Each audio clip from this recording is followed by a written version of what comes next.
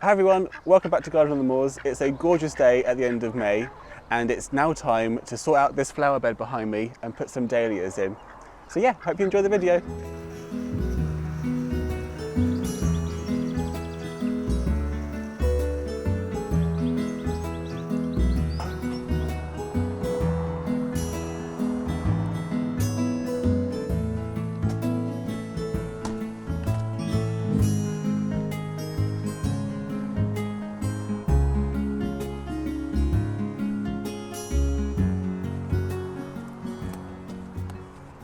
So what we need to do is take out all of these forget-me-nots which have gone to seed now.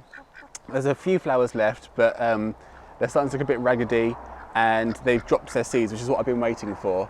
So we're going to clear out these, we're going to do some deep, proper in-depth weeding to get rid of any weeds that have grown up. And then with that space, I'll be able to plant out our dahlias, which I've been hardening off outside of the greenhouse, which you might have seen me plant up in pots a few weeks ago. The reason why we know it's time to go is because the nighttime temperatures are absolutely fine. We haven't had any frost really this winter at all, that's just gone. And when I'm looking at the long range forecast, the lowest we're getting to is 8 degrees Celsius, which is absolutely fine. If it was getting down to 3 or 4, then I'd be worried, but it's not. So yeah, we first things first is tidy up this bed.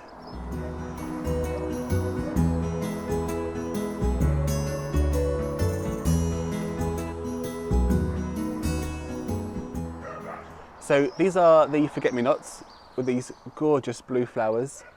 They've been absolutely brilliant this spring, but they are starting to go over now. And if we look down the stem, we've got these old flowers that have gone to seed and opened up. If I knock them, there's nothing really coming out of them. So I know that they have dropped their seed, which is good. So what I can do now is take these out, and when I do, I'm going to find other weeds like this, which is a willow herb, which is a nice flower, but it's very small pink flowers, and it's also hiding this little Hesperantha behind it. So once I clear all this out, it means that these will get the light then, and the space can fit a dahlia. The things we can't get rid of yet, anyways, are these, which are the daffodils that have gone over. I need to wait for them to die off naturally, so I need their leaves to go yellow and brown, because what it's doing now is photosynthesizing and putting all that goodness back into the bulb underground, and it's going to use that next year for its flower. So I definitely don't want to be getting rid of any of the leaves at the minute, so they'll stay, but any weeds and these forget-me-nots I'm going to clear out and make some room for our dahlias and any other flowers I've got.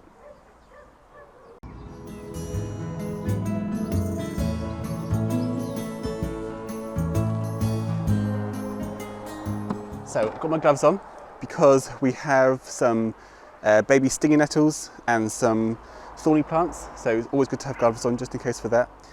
And the weeds I put up today, I won't put in our compost heap because the forget-me-nots are still setting seed, and I don't want, I love the forget-me-nots, but I don't want them all over the garden when I spread the compost later in the year. So these will go onto our open heap, which is just behind us there. And I could also probably put it in the chicken run, but I will put it on the open heap, which is good for wildlife then.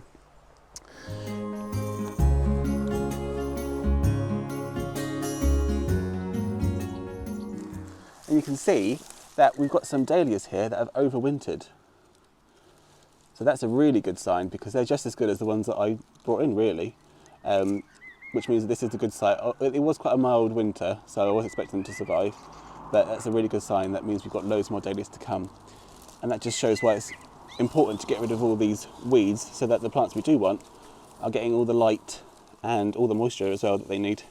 So I'm just shaking off the soil, and also shaking off the plants to get out any of the last forget-me-not seeds.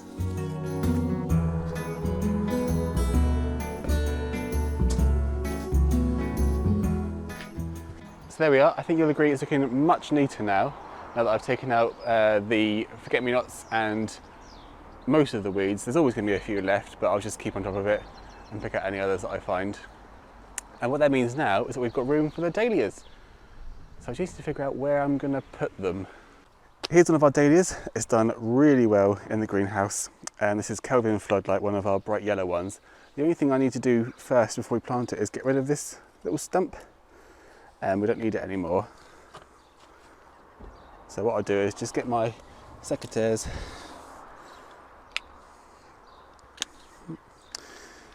and just cut it away. We don't need it. And then figure out where I'm going to put it. So we've got a nice big spot here for one.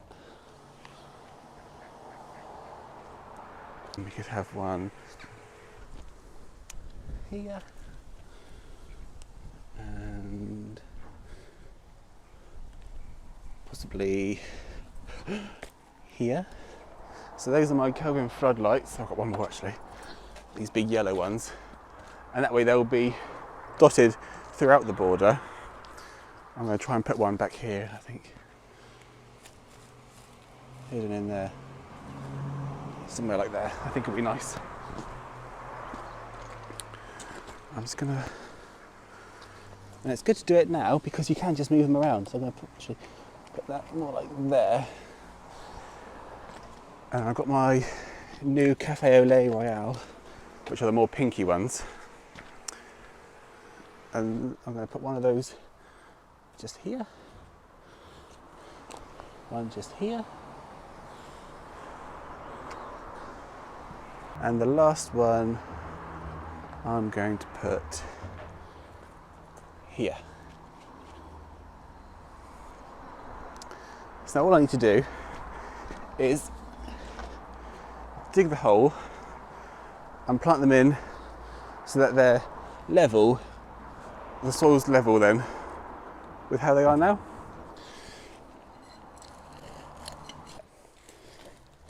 Now's the time, if you wanted to put in anything additional. So you could put in some bloodfish and bone or some nice compost as a bit of food for them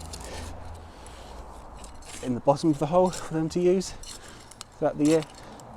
And I have got some bloodfish and bone, so I'm going to do just that.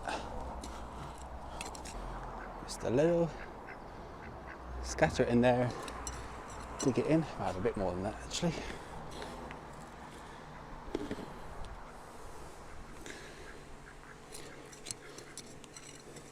And mix it up. Now we just need to up-tip the dahlia. Sprout out loads of lovely roots. That's perfect, that is. Plonk him in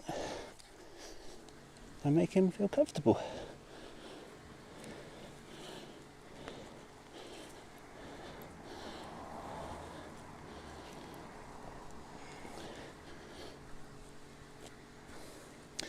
All that needs now is some water to help settle it in. We don't want any air gaps around its roots, and the water will help push that down. And then in a few weeks' time, I'm going to need to give that some support. They get quite big, so it will need a bamboo cane to support it. So I'll put that in a few weeks' time.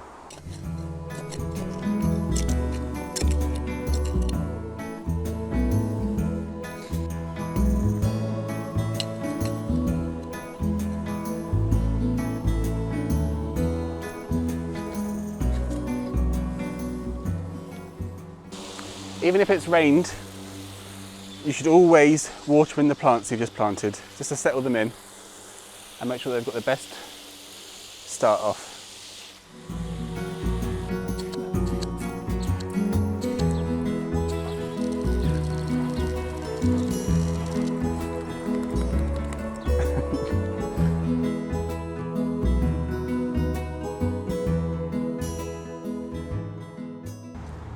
There we go, so the flower bed is ready for summer.